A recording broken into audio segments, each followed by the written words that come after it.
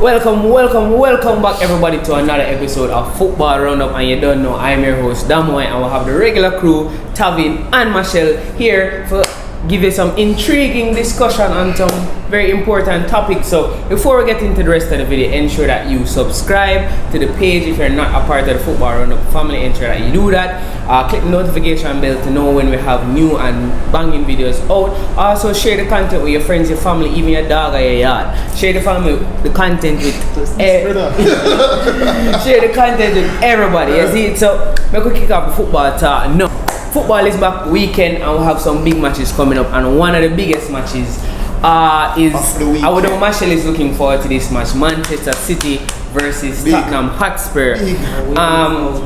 Jose Mourinho has revamped this side, so to speak. Kane and Son has found a good form under him this season. Connection, good. Yeah, he's doing something really good at Tottenham, but Manchester City look like them want fine, but them groove in the Premier League right now, based on them shaky start. So you feel Tottenham can come away with a win for that match?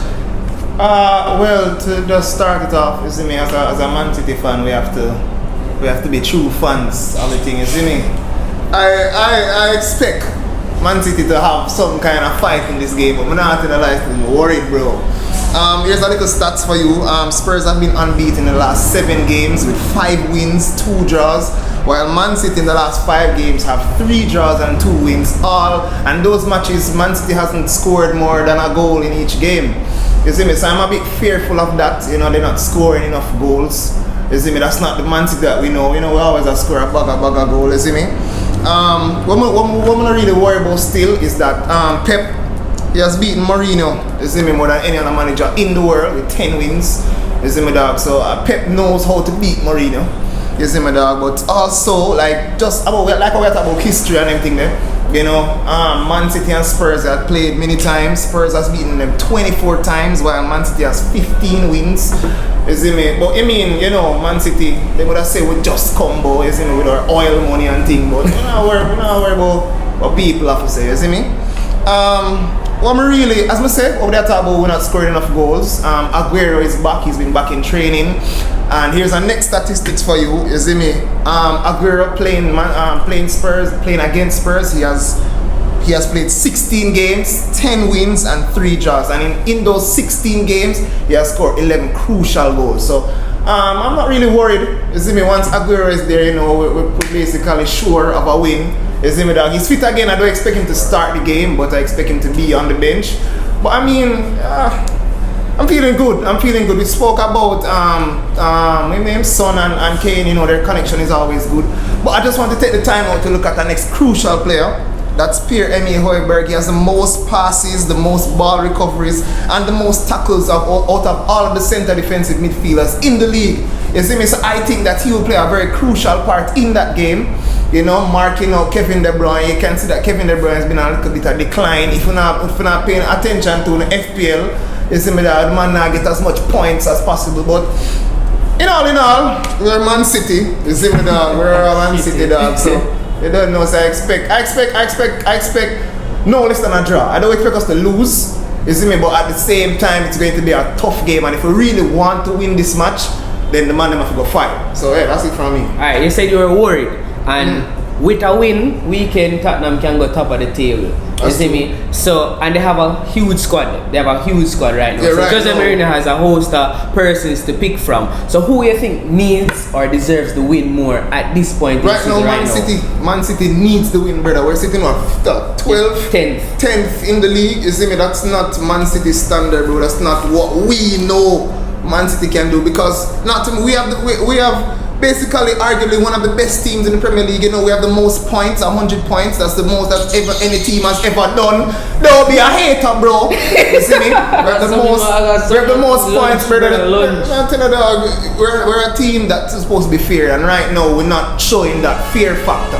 You see me? So I believe, dog, if the man just get them thing right in them head, man, them can come up with a win, dog. We beat Tottenham more than any time. You see me? We beat Spurs. We beat Guardiola. We beat Guardiola. We beat Jose Mourinho more times than any other manager, dog. So I'm not worried. I'm worried, but I'm not worried. Alright, so let's see what comes from that match weekend. The next match in England that a lot of persons are looking forward to is the Liverpool versus Leicester game. Everybody's supposed to know that Liverpool has no backline whatsoever at this point in time. Them rotation players injured, them starting players injured, and probably the only secure person that is starting in that backline weekend is Robertson. And problematic. I don't know if he's fully match fit. Not starting. Robertson got injured in Scotland's. No man, he's back. Yes. Not playing. And well, we just have. But that brings us to our question: who is going to start in the back line? Probably the only person that in the team right now that can start in that back line is Milner. I don't know if Matip is fully fit, but Milner can fit left back or right back. So who else are going to start in those Fabinho, they are dropping Fabinho. Fabinho injured. Fabinho is out. Or either. But I don't know. Adrian, I'm going to play. It's the first weekend I'm analysing a team and I don't know what to do with it. I'm imagining Klopp right now. I do not know what to do with it unless he's going to drop somebody from a whole back four from the reserves. Oh, pray to God, Liverpool actually register their reserves. I don't know. Alright, so has this injury crisis proved to Klopp that he needs more squad depth? No, he knows he needs squad depth, but he just never got out to get it. He got it in the wrong place. Yeah, but a lot of persons were saying that he needs it. So right now, that season, the start, everybody just injured left, right, and center. Has this proved to him? Say, January, we need to go out and get some players because, as you said in the last video, squad depth wins. But you know what funny still about this Liverpool thing? They were out of the Champions League. They already won the Premier League, They were the only team that basically had a pre-season. If you then they'd go, I must say Portugal or someplace far off. And they were training together. So what is funny is it's not like they had the amount of games to play, but they still found a lot of injuries. Yeah, which is surprising. That's football. Yeah, that's football. No, but so much time, Liverpool is a team that normally doesn't have injuries. Yeah, but think about it. No, prime example. Look at Manchester United when we beat Arsenal with 8 defenders. Literally had 8 defenders on the field. No, I'm saying no, back then. Fabio and Raphael was on the field. Brother, 8 defenders. So look, I mean, that's football in itself. Yeah. You can never predict when someone gets. But you can look at the players that are injured now. Out of all of those players, how many times have those players been injured since playing for Liverpool? You can't count on your hand. Even if there's any. This is the first serious injury for Van Dijk. And with COVID, Salah is out and Thiago is out. But Thiago been out from his sign. They don't tell him on the FPL, brother. So we really don't know what Liverpool is going to do in their backline. I think Adrian going to start centre back. So you think Liverpool will win this match? No, brother. If James, the only way Leicester can win the game.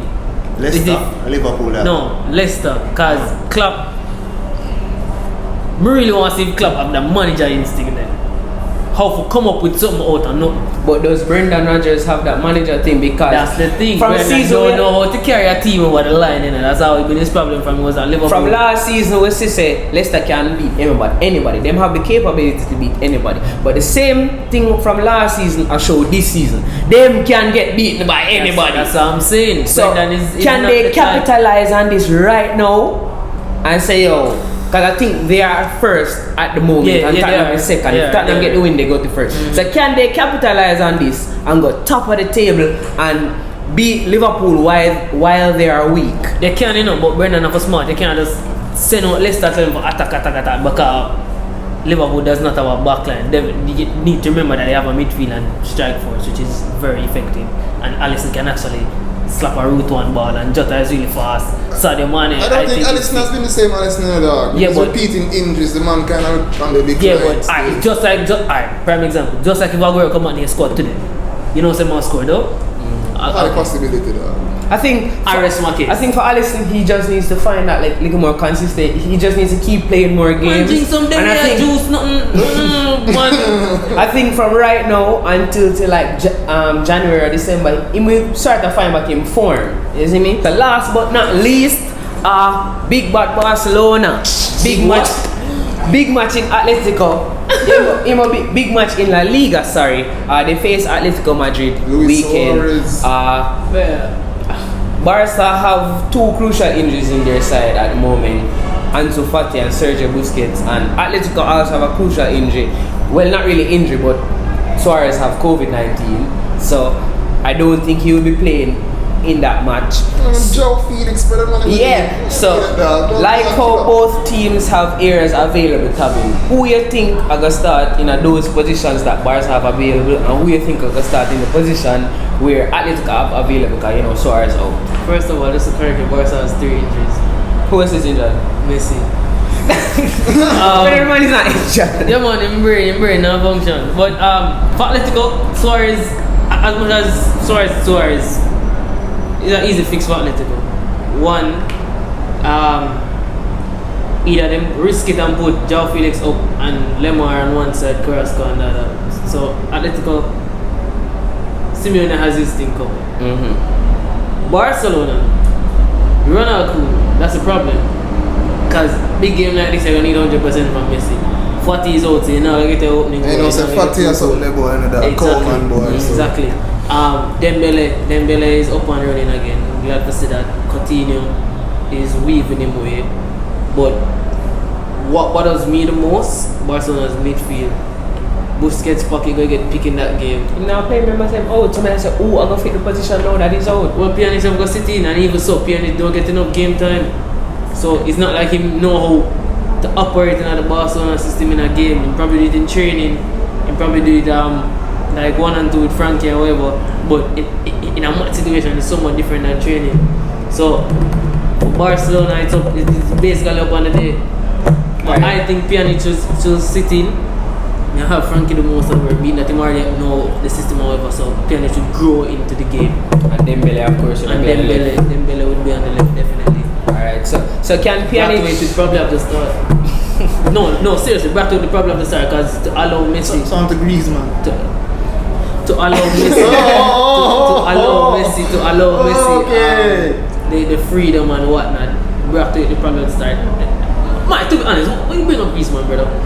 Like we've talked about Griezmann is my I idolize Griezmann the way I'm playing style. I try to emulate it so much, but my gosh, when you're in front of the goal and missing from penalty spot and almost missing an empty goal, it's like, what are you doing, son? What are you doing? But Braithwaite to start. I think Braithwaite have the aggression and he's hungry to show that he wants number 10 from Messi.